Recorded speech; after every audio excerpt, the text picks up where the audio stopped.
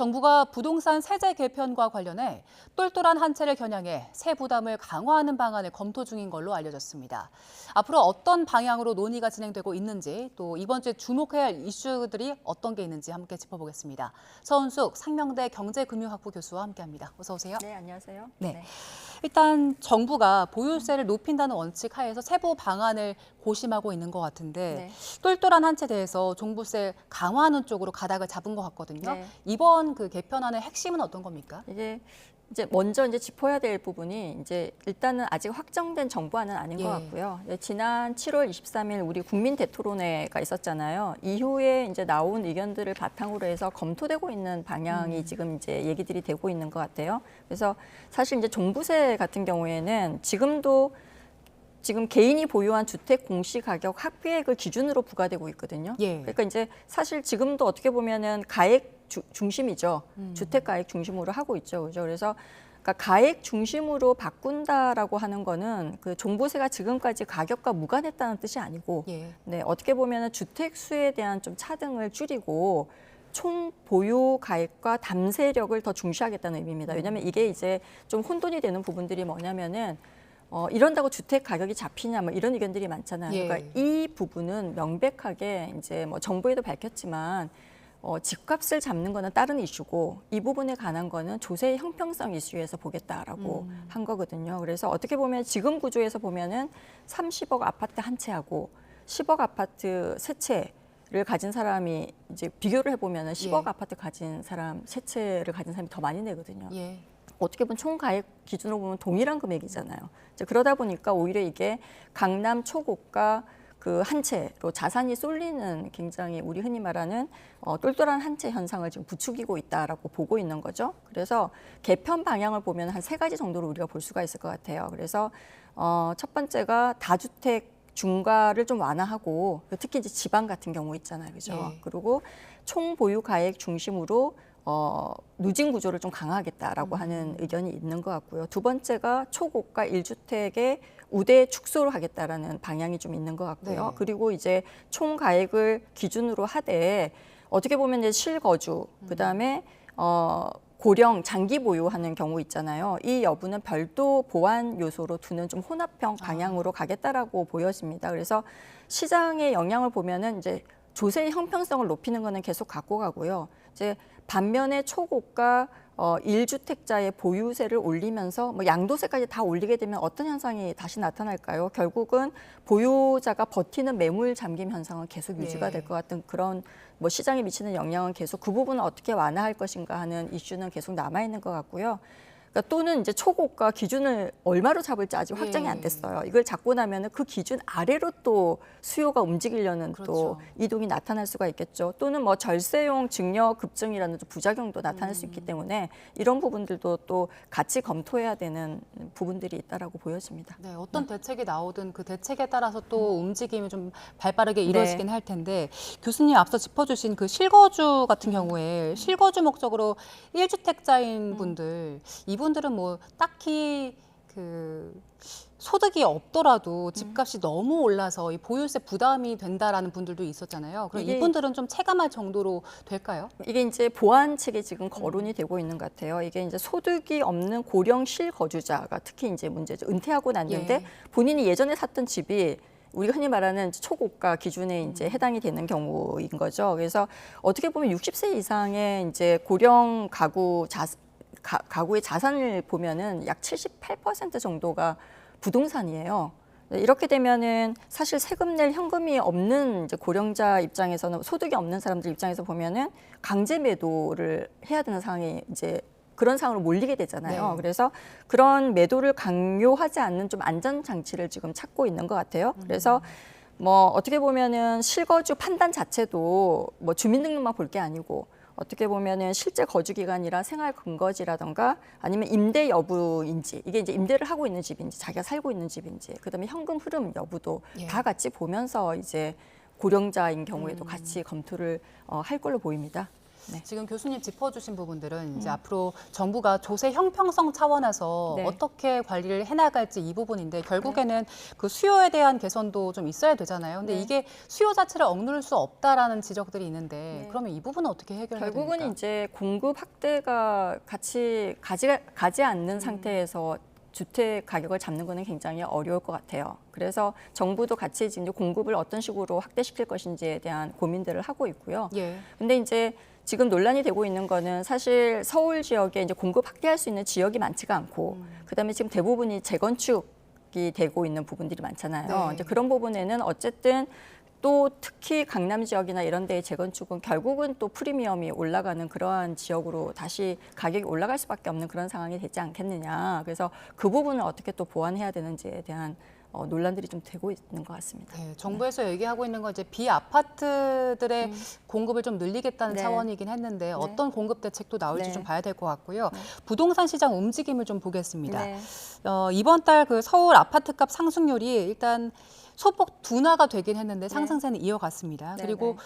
보니까 동탄 움직임이 눈에 띄더라고요. 한 네. 달 만에 6% 넘게 올랐는데 네. 그러면 지난달, 이번 달 하면은 2달 만에 10% 넘게 오는 겁니까? 네, 월간 이제 그러니까 7월 중 월간으로 그러니까 이게 7월 13일 조사 기준이거든요. KB 부동산에서 데이터를 보면은 예. 그래서 사실 서울은 이제 전월 대비해서 아까 방금 말씀하신 것처럼 1.05%예요. 그래서 6월에 1.07보다 0.02% 포인트가 둔화된 걸로 나왔는데 경기 지역은 0.87%로 오히려 상승폭이 커졌는데 그 중에서도 화성시 동탄구 네. 지역이 지금 6.25%로 역대 이제 최고 상승률을 경신을 했어요. 그러니까 누적으로 따지면 사실은 10% 이상 예. 오른 걸로 봐야 되겠죠. 그러니까 이게 보면은 왜 이렇게 올랐냐, 우리 원인을 한번 봐야 되잖아요. 그래서 이렇게 강세를 보이는 거는 한 가지 원인만 있는 건 아닌 것 같고 여러 가지 이제 원인들이 좀 복합적으로 작용을 한 것 같아요. 그래서 첫 번째가 GTX-A 그 교통 호재. 그러니까 개통이 되면서 이거에 대한 교통 호재 요인이 굉장히 크고요. 그다음에 예. 이제 반도체 클러스터에 대한 고용 기대, 다시 말하면 수요가 계속 늘어날 것이다라고 하는 부분에 대해서 이제 가격이 반영이 된 것 같고요.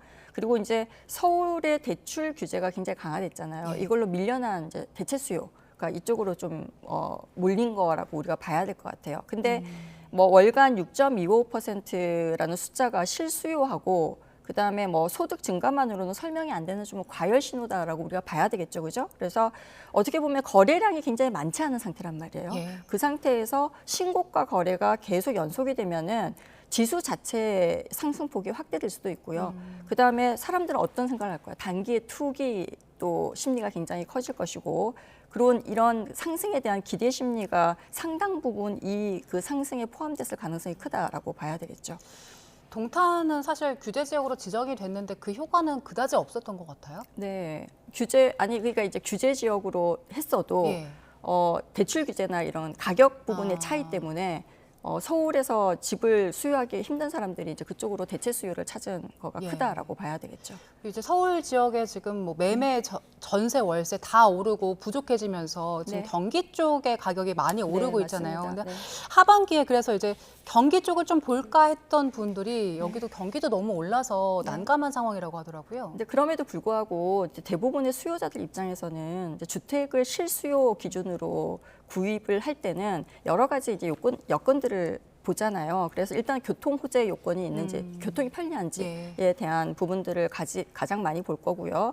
그 다음에 어떻게 보면은 신축을 선호하는 사람들이 많아요. 그래서 신축 선호를 충분히 이제 좀 이게 보완해줄 수 있는 부분이 있는지, 그다음에 학군이나 생활 인프라가 잘 구축이 되어 있는지, 그다음에 서울 대비 아까 조금 전에 얘기한 것처럼 충분한 가격 차이가 있어서 투자 여력이 생길 수 있는지 이런 부분들이거든요. 근데 이런 부분들을 갖추고 있는 이제 수도권은 오를 가능성이 크고요. 예. 앞으로도. 근데 그렇지 못한 수도권이 또 있잖아요. 그죠? 그런 경우에는 오히려 조정 압력을 받을 수도 있습니다. 예. 그래서 좀 수도권에서도 양극화가 나타날 가능성이 크다라고 좀 우리가 전망을 해야 될 차별화 장세가 좀 나타난다라고 우리가 보통 얘기를 하거든요. 예. 네, 그럴 가능성이 좀 높다라고 봐야 될 것 같아요.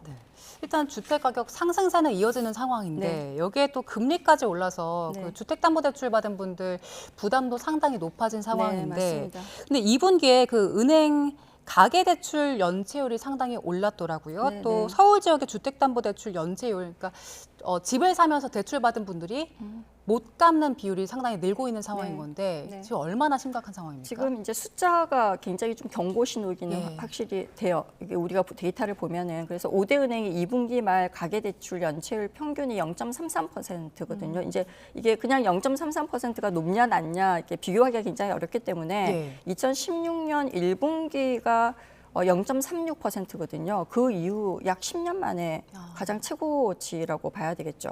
우리가 보통 원리금이 장기간 연체되거나 또는 이제 상환 가능성이 굉장히 낮은 채권을 고정이하 여신이라고 부르거든요. 그 부실 채권 비율이라고 부르는 대표적인 데이터인데 그게 지금 규모로는 7조 4,300억 원 규모. 이게 2018년 1분기 이후의 최고치예요. 네, 그래서 굉장히 좀 높다라고 봐야 되고요. 이제 이 수치가 우려스러운 것은 절대 수준보다는 방향과 속도예요. 이게 굉장히 빨라지고 있다는 뜻이죠. 그래서 작년 말 0.3%에서 계속 상승하고 있고요. 특히 이제 주담대 우리 고정금리가 상단이 7.57%까지 올라갔어요. 이건 굉장히 높은 거거든요. 이걸 어떻게 보면은 뭐 한 2022년 이후로 가장 높은 수준이라고 우리가 보통 얘기를 하거든요. 그래서 이렇게 되면은 올 하반기에 상환 부담이 더 커질 가능성이 굉장히 큽니다. 특히 이제 한국은행이 금리를 인상했잖아요. 그러니까 금리 인상 초기에는 연체율이 이 부분이 반영이 되지 않아요. 그러니까 시차를 좀 두거든요. 한 3개월 정도 지나고 난 다음에 연체율이 반영이 된단 말이에요. 그 말은 무슨 뜻이냐면은 지금보다 연체율이 더 늘어날 가능성이 크다라고 봐야 되겠죠, 그죠? 근데 이제 뭐 우려할 문제는 아니다라고 얘기했던 거는 은행들이 충분히 지금 충당금을 갖고 있어요. 다시 말해서 자본 여력이 예전과 다르게 충분히 이제 있는 상태고요. 그래서 과거의 위기 수준하고 비교하기는 좀 어려울 것 같고요. 근데 진짜 걱정을 해야 되는 더 중요한 부분은 가계대출 중에서도 자영업자, 중소기업 대출 부분입니다. 중소기업 대출 연체율이 이미 0.58%거든요. 이게 이제 가계대출보다 훨씬 높아요. 지금 현재. 그래서 또 이제 비은행권의 이제 부실이 은행권으로 확산되는 것도 굉장히 우려스러운 부분이라서 이런 부분에 대해서 좀 예의주시할 필요가 있다라고 봐야 될 것 같습니다. 저는 은행권 괜찮을까 걱정이 됐었는데 일단 문제 없다고 말씀을 해주셨으니까. 자본 여력은 지금까지는 아직까지는 충분하고 충당금을 작년 말부터 계속 많이 쌓아놓은 상태예요. 은행들이. 비투한 분들은 괜찮습니까? 지금 금리도 계속 오르고 있어서요. 지금 이제 그 부분이 가장 우리가 우려해야 되는 부분 중에 좀 예의주시해야 되는 데이터가 B2 부분이죠. 그래서 사실은 어떻게 보면은 금리 자체가 7.5% 상단이라는 것은 모든 사람들이 7.57%로 금리를 갚는 건 아니고요. 이게 이제 상단 부분은 신용이 굉장히 안 좋은 사람들이 이제 갚아야 되는 이자율이 7.57%라는 거거든요. 근데 증시 충격이 겹쳤죠. 그러니까 7월 24일 날 코스피가 하루 만에 5.72% 급락해서 지금 7천 이하로 지금 떨어진 상태잖아요. 근데 이때 신용대출로 B2해서 투자한 차주 같은 경우에는 주가 손실로 인해서도 손해를 받고 이자 부담까지 지금 동시에 오는 이중 충격에 지금 이제 놓여 있는 상태란 말이에요. 그래서 이게 이제 5월에 보면은 은행권 가계 대출이 6조 9천억 원 정도로 늘었는데 상당수가 B2 자금이었다라고 하는 의견들이 되게 많아요. 데이터가. 그래서 주담대 잔금 부실에다가 신용대출 주가가 떨어져서 반대 매매가 나오게 되면은 이 부분에 대한 부실까지 같이 올 수 있기 때문에 사실은 하반기에 더 연체율에 대한 모니터링을 금융권이 좀 해야 될 필요가 있다라고 봐야 돼. 특히 이제 대응책으로 봐야 되는 것은 사실은 투자 목적 대출에 대한 상환 능력을 조금 더 세밀하게 좀 검토를 해야 될 필요가 있다라고 보여집니다. 그런데 지금 더 걱정인 게 금리 상승을 더 부채질할 요인이 있어서요. 지금은 소강 상태 접어들긴 했는데 미국과 이란이 충돌하면서 국제유가 다시 올랐잖아요. 네, 맞습니다. 브렌트유 $100 넘어섰었거든요. 지금은 뭐 $90 선인 것 같은데 이게 결국에 물가 상승으로 이어지면은 맞습니다. 다시 또 이거 금리 인상으로 이어지는 거 아닙니까? 네, 이게 이제 사실 이런 걸 우리가 비용 상승형 인플레이션이라고 부르는데요. 이제 비용 상승형 인플레이션에 대부분의 중앙은행들이 즉각적으로 반응하지는 않습니다. 근데 이게 이제 좀 중장기적으로 유지가 되고 그러니까 중앙은행이 이러한 비용이 수입 물가 지수나 그걸 통해 가지고 소비자 물가 지수에 영향을 줬을 때 이제 그렇게 되면 이제 사람들의 경제 주체들의 기대 인플레이션이 올라가거든요. 그러니까 기대 인플레이션이 올라간다는 뜻은 대부분의 이제 물가가 올라갈 거라고 예측을 하는 상황이 되기 때문에 이때 이제 중앙은행들은 금리를 이제 인상할 가능성이 있는 거거든요. 예. 그러니까 유가가 단기적으로 다시 잡히면 우리가 이제 전쟁이 지금 확산되고 있다라고 예측을 하고 있는데 예. 이 부분이 그래도 굉장히 다행히 잡히게 되면은 다시 추가적으로 금리 인상까지 가는 거는 조금 한계가 있을 것 같고요. 예. 대신에 이게 중장기적으로 가면은 조금 금리 물가에 바로 반영이 되고 이게 지금 현재 우리가 100달러, 105달러 정도가 유지가 되면은 KDI에서 발표한 자료에 의하면은 물가 상승률이 1.6%포인트 정도 올라간다고 예. 했거든요. 그러면 3%를 넘어가게 되잖아요. 우리 지금 물가가. 그렇게 되면 중앙은행이 다시 금리 인상 카드를 만지작 그릴 수밖에 없는 상황이 되겠죠. 예. 여기다가 또 지금 미국에서는 강제노동 관세 부과하기로 결정도 했고 앞으로 네. 통상 이슈도 좀 문제가 될 것 같아서 이 부분에 대해서는 어떻게 전망하세요? 이게 지금 이제 가장 지금 이슈가 되는 부분이 통상이 완전히 새 국면으로 예. 지금 들어간 부분인데 두 가지가 있잖아요. 하나는 이제 강제노동 관세 부과하는 부분하고 두 번째가 사실은 과잉 생산 예. 조사 결과가 어떻게 이제 영향을 미치는지 보는 건데요. 사실 정확하게 이제 좀 우리가 설명을 하자면은 미국 무역대표부가 7월 23일에 한국을 포함한 60개 경제권에 대해서 강제 노동으로 생산된 상품의 수입을 금지하고 실효적으로 집행하지 않았다라고 해서 과세를 매기는 거거든요. 이건 무슨 뜻이냐면은 이거는 우리나라 기업들이 강제 노동을 해서 물건을 만들었다는 뜻이 아니고 수입 차단 시스템이 좀 미비해서 관세를 매기는 거기 때문에 사실 어떻게 보면 대응책이 명확해요. 이 부분은 강제노동 관련해서 통관 그 체계를 조속히 마련하면 됩니다. 근데 진짜 문제는 과잉 생산 조치예요. 이게 미국이 이제 구조적 과잉 생산을 조사하는 핵심 이유가 뭐냐면은 외국 정보가 과도한 보조금을 주거나 이렇게 해서 이제 헐값으로 물량을 과대하게 만들어내서 글로벌 시장에 이제 물건이 막 나오게 되면 싼 값으로 나오게 되면은 미국의 제조업과 일자리가 공격을 받는다고 생각을 해서 만든 관세거든요. 그래서 이제 이 경우에는 이제 어떻게 보면은 우리나라 같은 경우에도 과잉 생산의 기준을 잡기가 굉장히 어려워요. 그래서 특히 이제 자동차, 우리 배터리, 그다음에 반도체 이런 부분이 과잉 생산입니다. 그러니까 우리가 기술이 좋고 이렇게 해서 잘 만든 게 아니고 과잉 생산이다라고 판별을 해버리면 안 되는 거잖아요. 그래서 이 부분에 대한 대책이 좀 시급하다라고 보여집니다. 예, 앞으로도 체크해야 될 경제 이슈들이 상당히 많은 것 같습니다. 네. 지금까지 서은숙 상명대학교 경제금융학부 교수와 함께했습니다. 고맙습니다. 네, 감사합니다.